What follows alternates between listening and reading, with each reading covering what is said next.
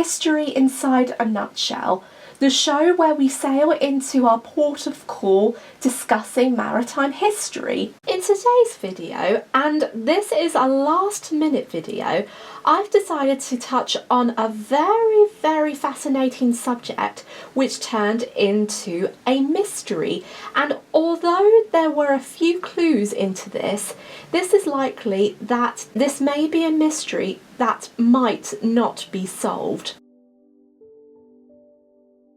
On the 27th of September 2022, the wreck of the SS Mesaba was discovered lying in 7,500 square miles of the Irish Sea. She had been discovered using state-of-the-art multi-beam sonar images released by researchers at Bangor University in Wales. This is a revolutionary find, and it's hoped that by using the technology, more shipwrecks will be identified. If you want to read the articles to the discovery, the links will be in the description box down below. In honour of this historical find, this video will explore the Mesaba.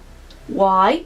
The Mesaba has a connection to the RMS Titanic. The Titanic sank on the 15th of April 1912 following a collision with an iceberg. At the time, it was noted that during the night, 3 ships were nearby the Titanic during the sinking. These ships were the SS Californian, RMS Carpathia, although it was the furthest away from the Titanic, and the Samson. However, there was one ship that was in between the Samson and the Californian, and that was the SS Mesaba. The Mesaba was also far away from the Titanic, but before the iceberg collision, she did something that could have saved over 1,500 lives. She sent an ice report to the Titanic, but the message never reached the bridge or Captain Smith, the captain of the Titanic. It was difficult to research the events and the accounts for this video, but when in depth, there was more to the Mesaba's role in the disaster than previously thought. To understand the events between the 2 ships, we need to return to the events of April the 14th and how the incident could have been avoided. Our story begins at 9:52 p.m. The Mesaba, commanded by Captain O.P. Clark, was sailing to New York, but she and her crew haven't had plain sailing throughout their journey across the North Atlantic.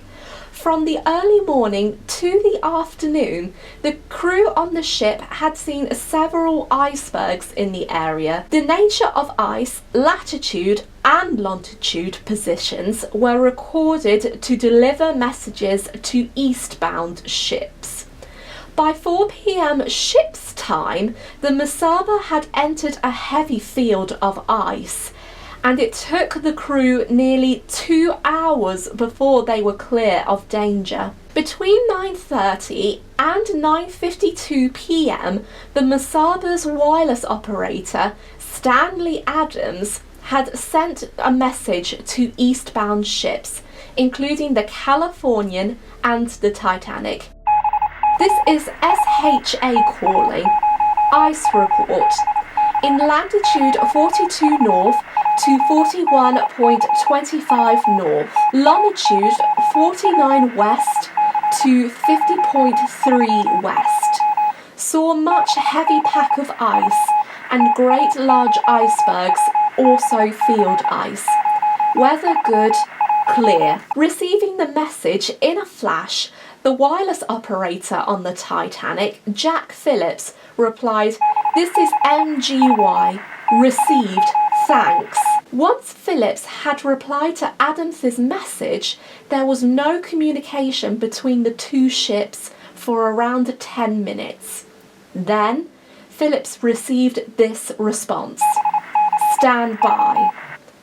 These two words meant that Adams was waiting for Phillips's response to see if he had given the message to Captain Smith. Adams kept on responding until the Californian contacted the Titanic at 11:07 p.m. This meant that for over an hour a response had been waiting in the wings. And this is where it gets interesting.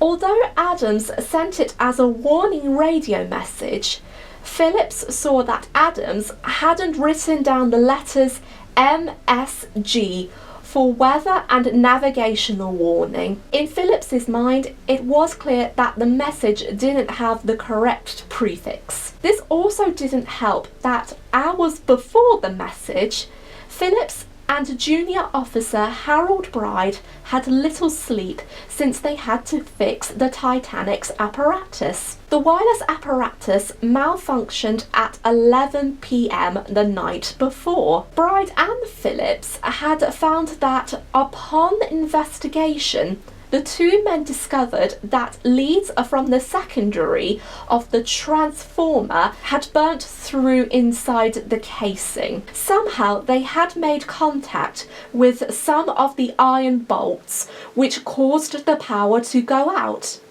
The men resolved the issue by binding the leads with rubber tape.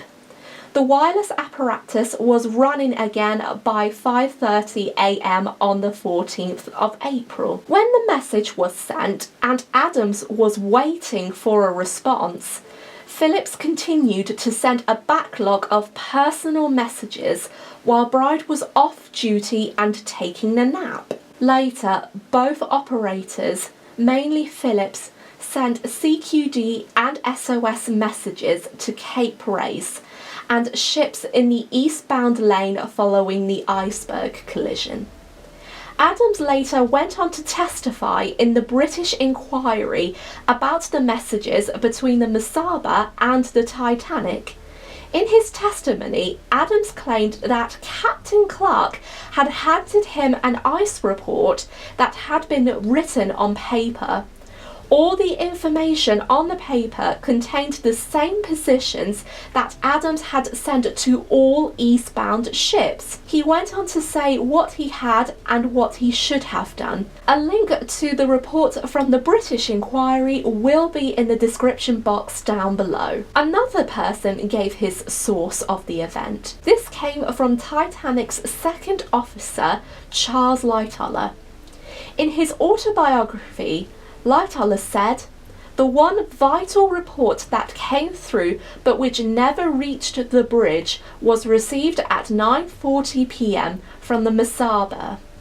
Phillips, the wireless operator on watch who received the message, was not to know the extreme urgency of the warning or that we were at the time actually entering the area given by the Mesaba and are literally packed with icebergs, field ice and growlers. He was very busy working wireless messages to and from Cape Race." Lightoller went on to say that before his passing on board Collapsible B after the sinking, Phillips told Lightoller that he had no recollection of the report. Phillips explained, "I just put the message under a paperweight at my elbow, just until I squared up what I was doing before sending it to the bridge." However, since Lightoller wasn't in the Titanic's wireless room, he might likely have made it up as he was likely to pick on someone as an scapegoat,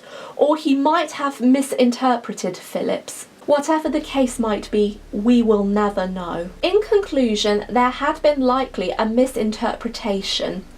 With the incorrect prefixes, the action from Phillips, and the timing before 11:07 p.m. on the 14th of April, this led to an end that should have never happened. Following the Titanic disaster, the SS Mesaba continued her duties as a merchant ship.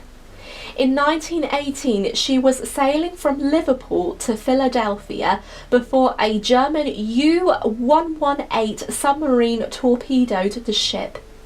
The sinking of the SS Mesaba killed 20 people. It's interesting to look back on the events on the 14th of April, but aside from the Titanic and the Californian, ships that had sailed that night have been overlooked. In the excitement of her discovery, the SS Mesaba is a ship that's worth remembering. Because of the quick thinking of her captain and wireless operator, their actions reflect how prepared they were.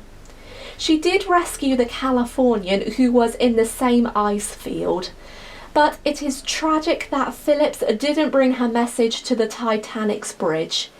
If he did, the Titanic would have been able to continue her maiden voyage. If you enjoyed this week's episode, please subscribe for more historical content. Until next time, this has been History Inside a Nutshell, departing from the docks. Thank you so much for all of your support and enjoy the rest of your voyage.